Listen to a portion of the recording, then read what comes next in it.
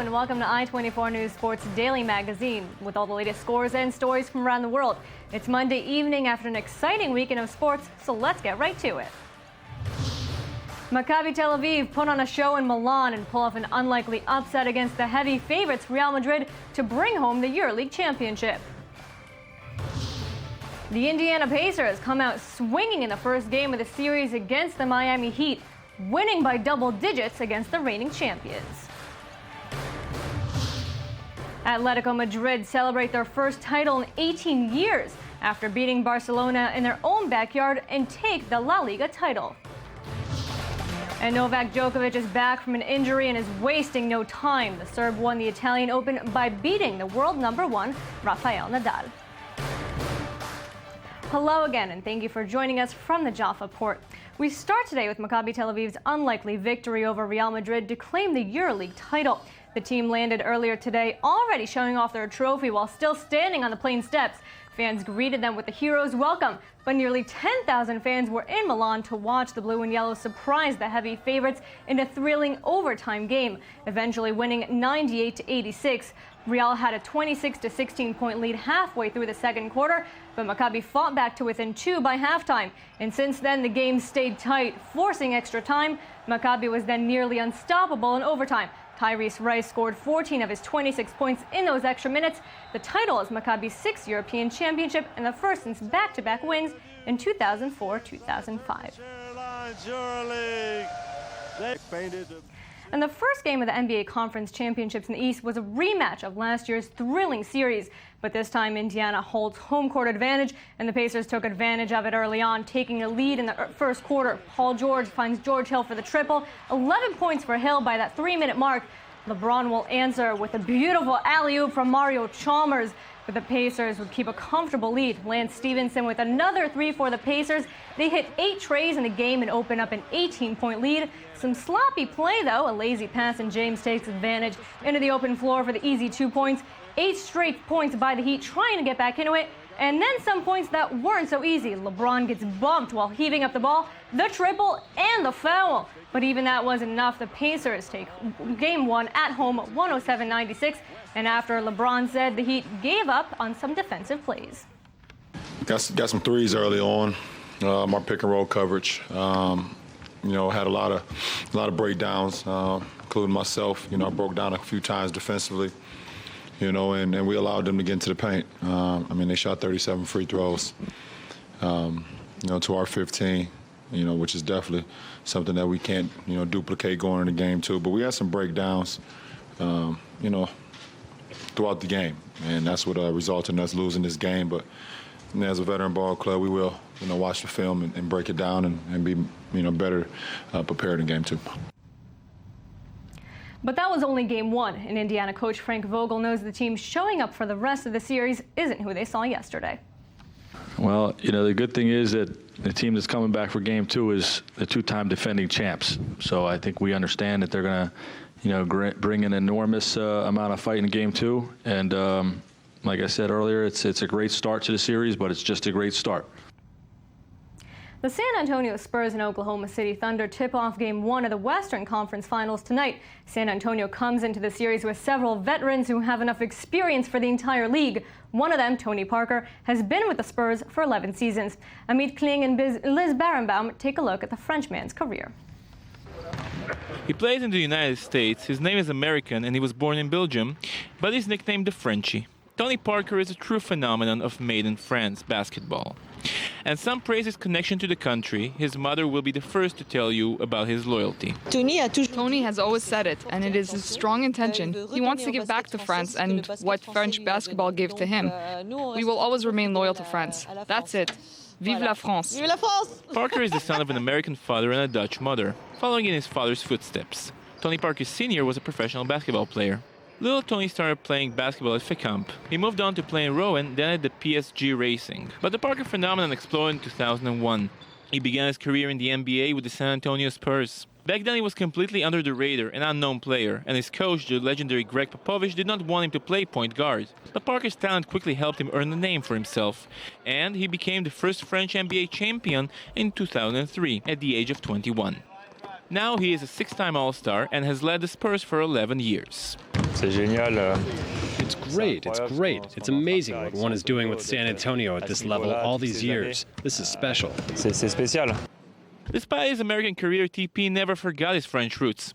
He even received the Legion of Honor in 2007. You are loyal to your club, St. Antonio Spurs, since 2001. France is the country to which you are faithful and who has known you forever. Somewhere in a small village in Normandy, a second landing took place. A French basketball player became NBA champion. Parker hasn't forgotten about the French basketball team either, and he regularly participates in European championships with them.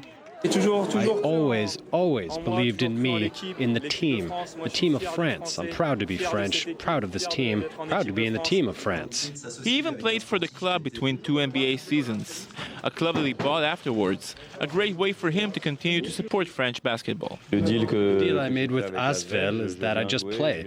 I'm here to help the club, and when the NBA resumes, I leave for the U.S. Tony Parker is a tabloid magnate whose love escapades are regularly in the headlines. After his divorce from actress Eva Longoria, he rebuilt his life and has become a father. And in order to ensure a better life for his family, the player has taken part in arts and advertising experiences.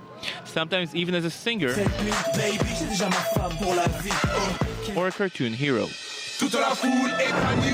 He's also starred in many commercials. Ils sont vraiment trop bons. Tony Parker is an exceptional player, father, family man, actor, and businessman. It seems his talent has no limits. It's celebration time in Madrid. Atletico captured their first La Liga title in nearly 20 years after defeating Barça in their own backyard. And with this weekend's Champions League finals, they may have even more parties coming. Here is more on this weekend's victory and celebrations. Ángel, si nos escuchas, ven aquí al escenario, ¿vale? Atletico Madrid fans flooded the streets of the capital on Sunday, celebrating the squad's first La Liga title since 1996, after they drew against Barcelona at Camp Nou on Saturday. Fans chanted and cheered as Atletico's bus made its way to the main event, where even manager Diego Simeone let loose and celebrated on stage, dancing to Farrell's Happy. But while the celebration comes easy, taking the title was a bit more difficult. In the 14th minute, Atletico suffered a huge blow when Diego Costa pulled up with a hamstring injury. The team's top scorer left the pitch in tears, and there was more misfortune early on. Arda Turan was quick to follow Costa off the field after taking a blow from Fabregas.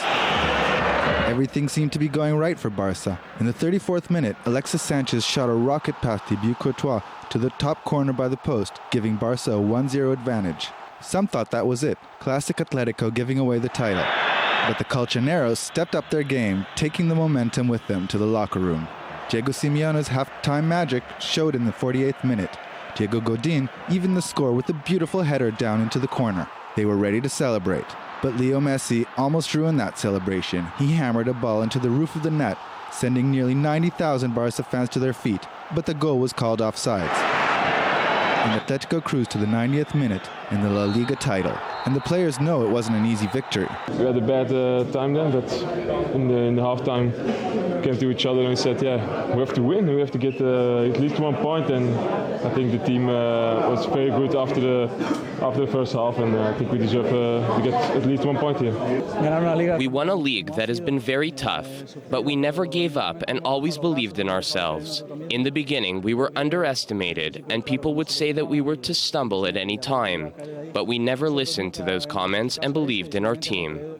And a humbled Coach Simeone took the time to thank those behind the scenes of the club. Before everything, I wanted to share this moment with my staff. They don't always turn up on the TV, but they do work as much, or even more than I do. I'm really delighted with the group I have. They've made me into a better manager, and here I am with them in front of you all. Meanwhile, Barca was hit with further misfortune after the final whistle blew. Coach Tata Martino announced he is leaving the team during the post-match press conference. What I wanted to say was that, in agreement with the club, I have ceased to be Barcelona's coach. At the same time, I want to send my congratulations to Atletico Madrid, who have been great rivals throughout the season. While Atletico may have danced their way through the streets on Sunday, the players must stay focused.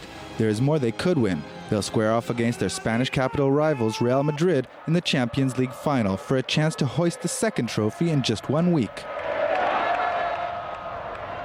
It's pretty much celebration week all over European football, but some titles were already handed out earlier. Atletico Madrid took home only one trophy out of two possible in Spain, and it's Real Madrid who took the second, also beating Barça for the Copa del Rey. And Barça finished the season empty-handed, but one of these two teams will take another trophy on Saturday when they meet in Lisbon for the Champions League final. And moving over to England, Arsenal completed an incredible comeback against virtually unknown Hull City on Saturday to win the FA Cup. After being down 2-0 within the first 9 minutes of play, the Gunners fought back and eventually won on an extra-time goal by Aaron Ramsey, giving fans plenty to be ecstatic about after 9 years without a trophy. The team paraded through North London on red double-decker buses, with thousands of fans cheering them on and getting really excited when Jack Wilshere started taunting rival Tottenham, and Per Mertesacker joined in on Arsenal Till I Die chants. Arsenal may have taken home the FA Cup, but Manchester City dominated the rest of England's trophies. Man City won the Premier League title just a week and a half ago in the League Cup in early March after beating Sunderland 3-1. And Bayern Munich fans are getting used to celebrating. Earlier in the season, fans celebrated the Bavarians' very, very early Bundesliga title. And on Saturday, they completed the German double after beating Borussia Dortmund 2-0 in added time to claim the German Cup, their second consecutive cup title. Pep Guardiola's first season at the helm was a record-breaking one. They won the Bundesliga in record time and had an unbeaten streak in the league that lasted for over a year and a half. They may not bring home the third trophy like last year, but the Bavarians have definitely had a successful season, as you can see with the trophy distribution. Bayern did some damage, taking home the only two trophies available in Germany, but unfortunately, some still see the season as a disappointment for Pep's squad. And to France, Ligue 1 wasn't nearly as stressful as the Spanish League or Premier League. PSG reigned supreme, taking the Ligue 1 title and the League Cup for the fourth time after beating Lyon 2-1. Guingamp took the French Cup when they beat Rennes 2-0 earlier this month. And last but not least, in Italy, Juventus Turin took the Serie A trophy home, while SSC Napoli won the Italian Cup, beating Fiorentina 3-1, their fifth Italian Cup title. And in tennis news, Novak Djokovic facing off against Rafael Nadal in the Italian Open in Rome. Nadal is officially considered the best player in the world, but Djoko beat the number one 3 times in a row before squaring off yesterday. And nothing changed this time around. Djoko started off shaky and slipped 2 breaks down, but then found his range and began to dictate the match. Nadal put up a fight and managed to get back on level terms at 3-3, but it wasn't enough. There was no stopping Djoko, and the Serb beat Rafa for the 4th straight time, 4-6, 6-3, 6-3, setting the stage for the French Open, where Nadal is an 8-time champion. The title is Djoko's 5th victory in the last 6 Masters tournament, and he said it's a significant win for him. It's important for me to win this trophy because I had an injury that unfortunately took a few weeks and I couldn't play Madrid, but to be able to win some tough matches against great players this week and to win in the end against Nadal, who is the ultimate challenger on clay, in a very good fashion is something that gives me confidence. Marc Marquez is unstoppable. The 21-year-old defending champion and current leader showed us over the weekend that even though he may make a mistake, he can still come out on top. At the French Grand Prix, Marquez started off poorly, throwing away pole position, slipping to 10th place, and former champ Valentino Rossi took the lead. But the Spaniard put his bravery on full display, making his way to 2nd place and then hunting down Rossi to take over first, and Marquez held on to the top spot to claim his 5th in as many races this term, and extending his lead at the top of the standings to 42 points. The world of MotoGP lost a legend today. 3-time Formula One champion Sir Jack Brabham has passed away at the age of 88. Known as Sir Jack in the racing world, the Australian is the only man to win the Formula One title in a car bearing his own name, which he drove in 1966. His career spanned from 1955, when he made his debut in the British Grand Prix, until 1970, when he retired at the age of 44. He competed in 126 Grand Prix, winning 14 of them. The 2014 Tour of California came down to a close one. The final stage of the tour came down to a sprint between 3 riders, and Mark Cavendish took the final edge. But it was Britain's Bradley Wiggins, the winner of the 2012 Tour de France, who led the overall race since time trial and held a 30-second lead heading into the final stage on Sunday. The Brit finished 20th in the stage, but it was enough for him to secure the overall win with a time of 28 hours, 22 minutes and 5 seconds. Rohan Dennis, the Australian, was 30 seconds behind Wiggins to secure overall second place. And 4 members of an aerial sports team took a plunge through the New York City skies. The Red Bull Air Force teammates used wingsuits to fly through the city skyline on Sunday morning before they landed on a barge in the Hudson River. They jumped from an airplane and flew through the skies at speeds of up to 120 miles an hour before deploying their parachutes. And that's it for us today. Thank you for joining us, and don't forget you can watch us anytime on our website at i24news.tv. We're also on Facebook and Twitter. We'll see you again tomorrow. Have a wonderful day.